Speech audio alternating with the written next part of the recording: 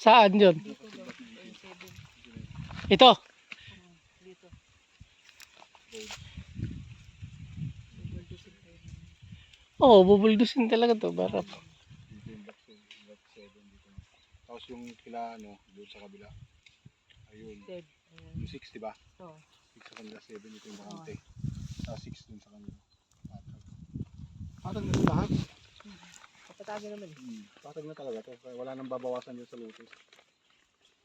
Yun na lang tatanggalin yung mga malaking bato. Breaker. Tabi kang kalsada talaga. Mas maganda yun, tabi ka talaga ng kalsada. Pero yung ano, yung sinasabi ko kanina na plat. Yung doon sa plat na yun, doon sa puno na yun. Yung patag yun. Ay, sa baba. Ayun, patag yun. Dito. Gusto mo doon, patag talaga Patag doon. yun. Ganito din, pero mas maganda yung patag na talaga. Wala, konti lang yung ipapatag doon. Kahit patayon mo na ng bahay kagad eh. O, pwede na. Linisan mo. Hindi malinis na yun. Malinis na doon. Yung mga kawi-kawi lang na ganito, ano, ulit yung sunugin ulit.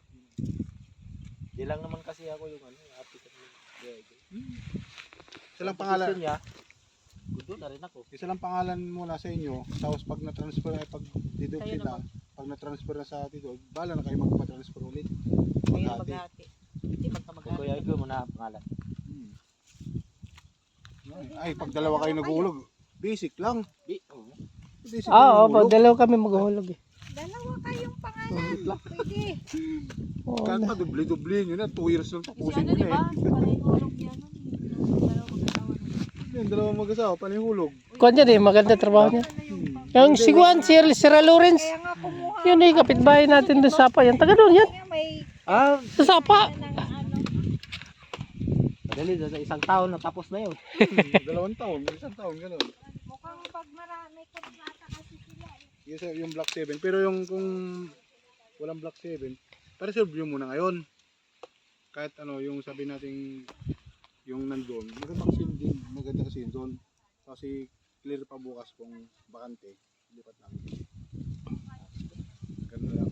Parang, kasi malapit lang naman din yun, nilang kalsada lang oh. Kaya nga. Ganda, ang lapit lang din dun eh.